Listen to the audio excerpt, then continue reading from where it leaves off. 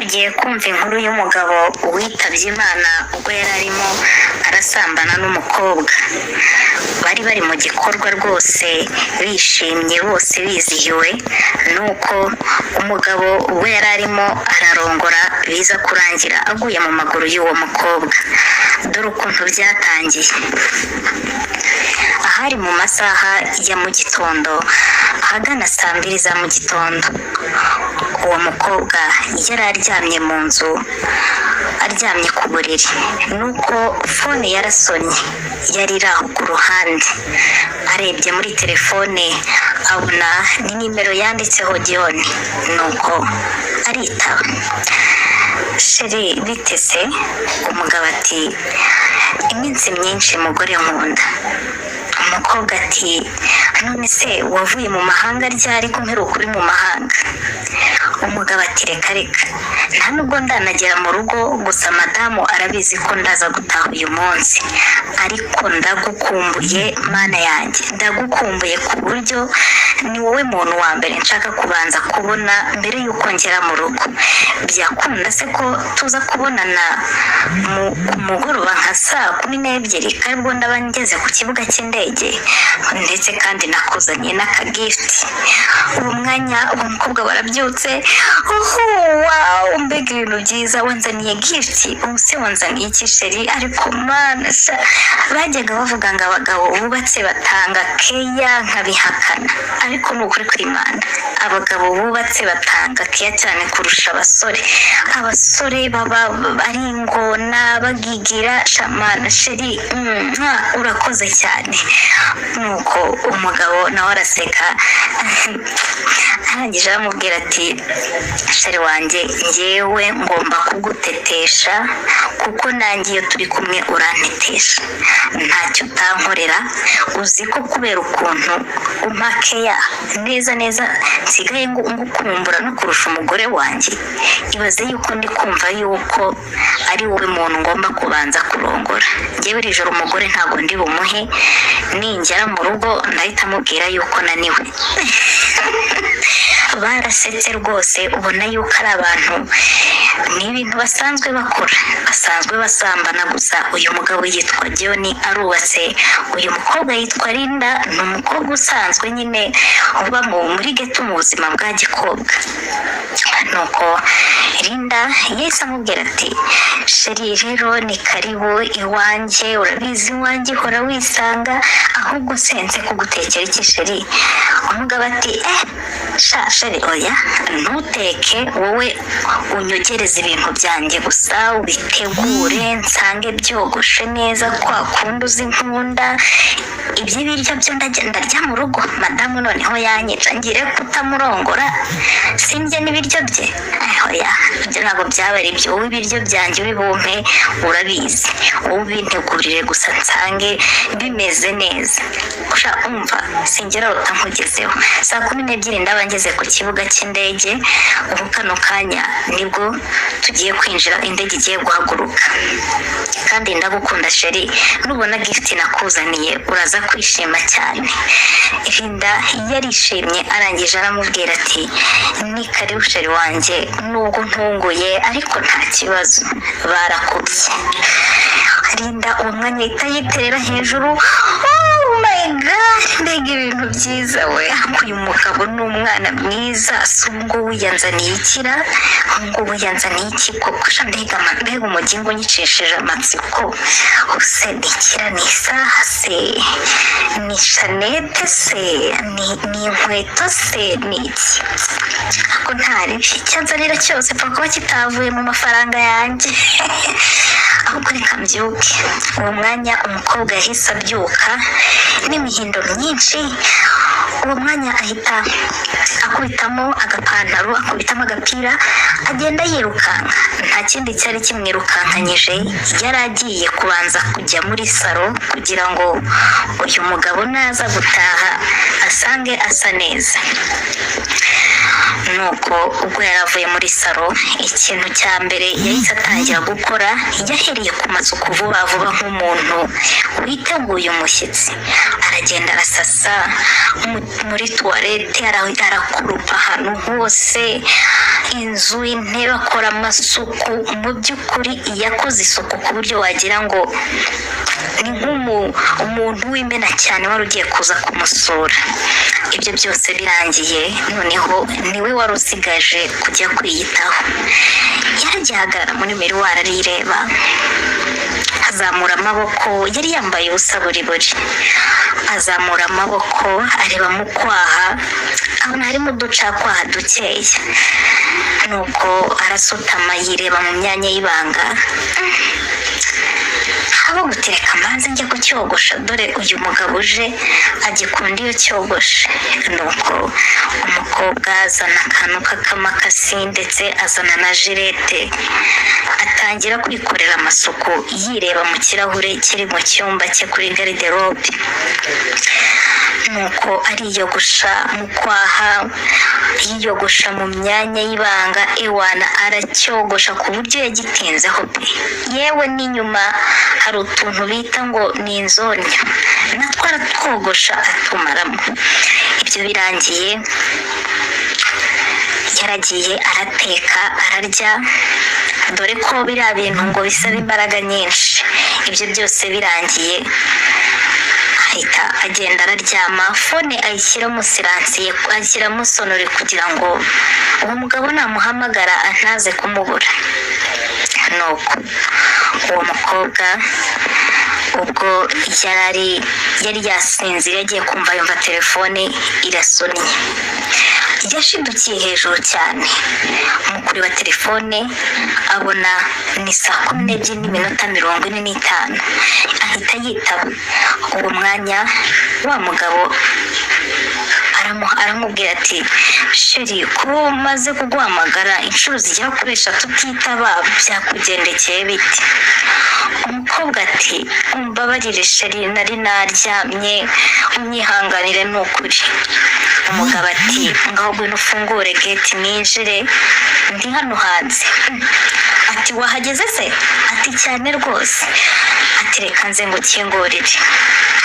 Umukobwa yahise abyuka vuba vuba, abiteye akadeodora kugira ngo agenda ahumura. Amaze kwitera akadeodora, atera no mu cyumba hose, ahita asohoka yirukanka, aragenda afungura gate. Uwo mugabo yaraje muri taxi voiture, nuko igikapu n'ibindi bintu byari birimo barabyinjiza. Uwo mukobwa aza amutwaje. Barinjiye, bamaze kugera mu nzu, umugabo yitegereje ukuntu uwo mukobwa asa, ukuntu yambaye, ukuntu ahumura, arangije arabanza aramwenyura. Undi nawe ateze amaboko ategereje ko umugabo amuhobera, gusa umugabo arabanza aramwenyura. Umukobwa ati, uri kureba iki sheri? Umugabo ati, iyi niyo mpamvu ituma ngukunda, mana yanjye, wiyitaho, Linda, kuki koko ntakugize umugore? Wiyitaho, urabona urasa neza, urahumura, ariko ubu mu kanya ningera iwanjye ndasanga umugore arimo aranuka ibitunguru cyangwa ari guhumura za sereri. Barasetse uwo mwanya bahita bahoberana nk'abantu bataherukanaga. Linda ahobera uwo mugabo nawe rwose aramuhobera, reka sinakubwira. Nuko bahita basomana, ya bizu nziza bayita ngo ni santarari. Baryana iminwa pe, uwo mwanya baryana iminwa, banga kurekurana. Muri kwa gufatana, umugabo yatangiye kugenda asunika Linda, amugendesha icy'inyuma nyuma, amushuka amujyana mu cyumba. Nuko bagiye bigira inyuma bajya mu cyumba gake gake. Uwo mwanya imyenda batangira kugenda bayikuramo. Urabona ko rwose pe bari bafitanye ubwuzu, bari bakumburanye. bakomeje kugenda mpaka no ku gitanda, umukobwa aba yinaze ku buriri, umugabo nawe si ukumugwa hejuru, iminwa yo reka sinakubwira. Nuko uwo mwanya Linda ahita yeguka, uwo mwanya ahita abwira uwo mugabo uti ese sheri urashaka mpite nguha ibintu kano kanya koko utaranaruhuka utaranicara? Anyway, ndashaka ubanza umpe inyereke gift wanzaniye, mana amatsiko yanyishe, shira amatsiko yanyishe. Nuko umugabo aramubwira ati ariko nawe ugira amatsiko, ati ngaho reka nkakuzanire. Umugabo yarahagurutse aragenda ajya mu gikapu, arafungura akuramo agakarito gapfunyitse neza cyane ka iPhone, telefone ya iPhone, za telefone zihenze ziri muri miliyoni 3 kuzamura. Umukobwa akiyibona dore ngarasara, oh my god, suko sheri ngukorera iki koko mana we, yambi wongera umpobere basi, sheri wanguriye iPhone koko, mana we birandenze, mana yanjye, sheri mbarumbwire wiguza ngahe koko? Ibyo si ngombwa sheri, ibyo byihorera, amafaranga se ntacyo utakorera, rega umugore ukunda ni hose yaba ari miliyoni 10 ntabwo umuntu yazitanga. Ega nawe ukimpa neza sheri, niyo mpamvu kabisa ntacyo ntazigera ngukorera. Mu by'ukuri uwo mukobwa yarishimye ndetse hafi kurira, azana amarira mu maso. Uwo mwanya ahita ahobera uwo mugabo, telefone ayirambikaho hirya, batangira gusomana. Uwo mwanya umukobwa ahita atangira kwikuramo utwenda yari asigaranye tw'imbere, arangije aramubwira ati sheri nanjye ngiye kukiguha mana, ngiye kukiguhata n'igishake kikwice. Nuko umugabo nawe si ugukuramo, bakimara gukuramo umukobwa atangira kwataka uwo mugabo amuhereza keya rwose, dore ko ngo uwo mugabo mu mateka kuva yabaho uyu mukobwa ari umaze kumunezeza bikamurenga. Uwo mukobwa yagiye hejuru y'uwo mugabo, atangira kumusomagura yitonze, ahera ku minwa agenda amanuka umubiri wose kugeza ageze ku bugabo bw'uwo mugabo, yewe nabwo arabusomagura reka sinakubwira. Mu by'ukuri umukobwa yari afite muri ako kanya yari kwiyumva mu rukundo kubera ibintu uwo mugabo yari amukoreye, akamuzanira telefone ihenze. Yari kwiyumva mu rukundo, dore ko atari ibyo gusa, no mu kujya gutaha uwo mugabo yari bumuha amafaranga. Nuko uwo mukobwa akomeza guha keya umugabo. Uwo mugabo arangije ati sheri ntiwumva utwo tuntu sheri, ubundi utwo tuntu nitwo kabisa tunsaza mu mutwe, utwo tuntu urimo urankorera nitwo dutuma nanjye mba numva nakunezeza, nitwo dutuma nta wundi mugore njya ndongora uretse wowe. Umugabo avuga amagambo menshi, umukobwa nawe si ugutanga keya ye.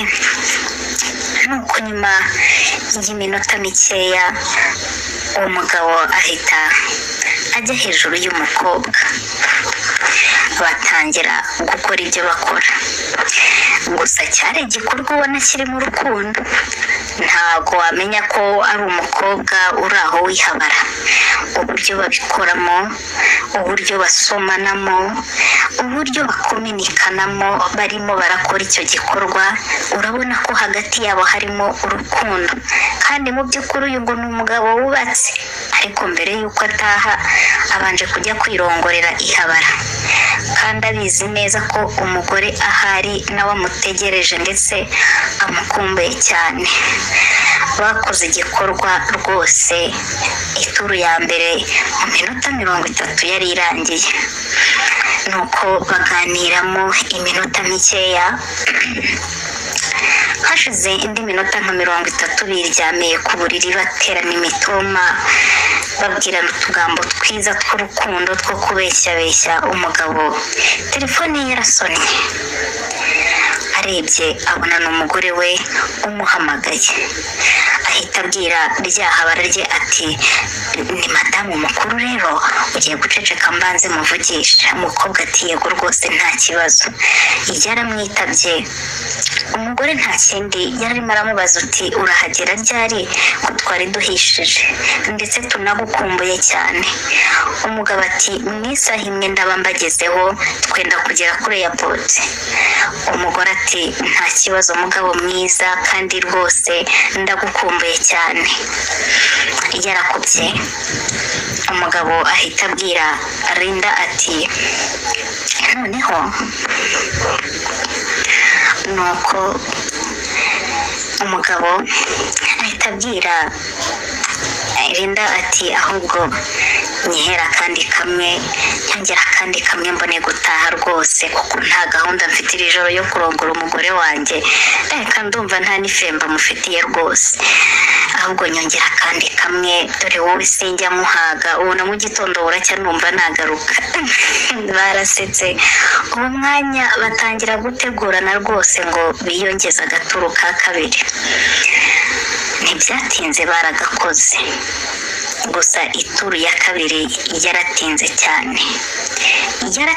cyane kugeza ubwo Linda yatangiye kubwira uyu mugabo ati sheri ndumva nangiye kunanirwa, gerageza n'ukuri ugire vuba ndumva narushye. Iyo turu yaragiye kubita isaha itararangira. Umugabo kurangiza biba ikibazo, kandi mu by'ukuri buriya gutaha utarangije aba ari ikibazo gikomeye cyane wayigejejemo. Byongeyeho kwihabara, buriya ngo ari umugabo wawe wakemera ukaba uyikuyemo ukaruhuka, ari umugore wawe wakemera ukaba uyikuyemo ukaruhuka, kuko uvuga uti mu gitondo nta ribi ndongera mbikore, ariko ngo kwihabara biba bigoye. Bararongoranye, Linda ageraho arananirwa ndetse basa nk'abafashe akaruhuko k'iminota mike. Umugabo abwira Linda ati noneho ndi kubyumvamo ko biri hafi, ndumva bitari butinde nk'indi minota nk'icumi yonyine biraba birangiye. Nyuma y'iyo minota koko nako uwo mwanya barongeye barabikora. Mu kubikora umugabo aracumita kuko Linda agiye kubona umugabo icyokere cyaje yatutubikanye. Muri kwa gucumita umugabo atangira guhumeka insigane wumva ko agiye kurangiza. Umwanya umugabo ahita ahumeka nka gutya, ubundi ahita agwa nk'igiti. Linda ahagaramye we ntiyamenye ibyabaye, araseka ati mwana we sheri watinze, twumva ndimo ndokerwa, mbega wowe shabu uratinze mwana we shasheri, nuko nyine uri sheri wanjye nta kundi, ariko wumve ngo shamana ucyatse umuriro ndumva ndi kubabara amaguru, ahubwo igerayo mbanze nduhuke. Linda agerageza kugezayo umugabo, abona umugabo ntava ahari. Sheri shawa wavuyeho, sheri uzi ko uri kunyica wanzikamiye wese mbabarira, kandi sheri ndagusunika. Umugabo araceceka.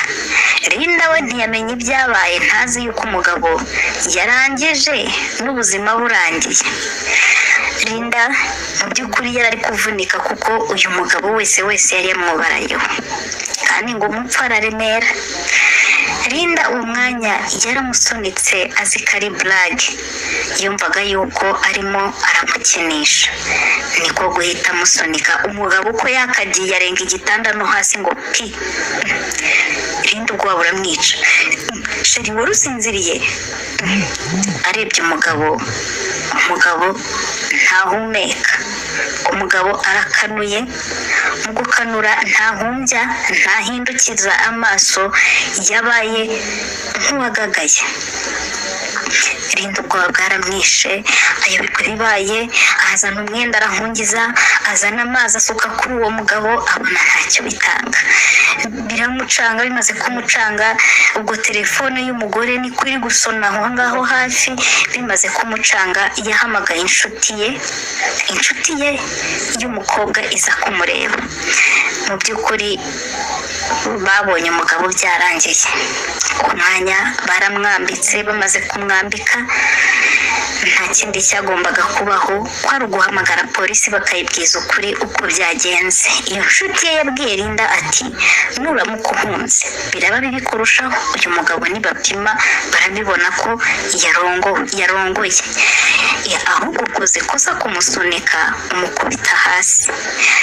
Bishobora kuba ikimenyetso cy'uko ushobora kuba wamukubise cyangwa hari nk'ikintu wamutikuye ku mutwe, ariko wowe ubabwiza ukuri, mugumisha ahangaha uvuga uko byagenze byose.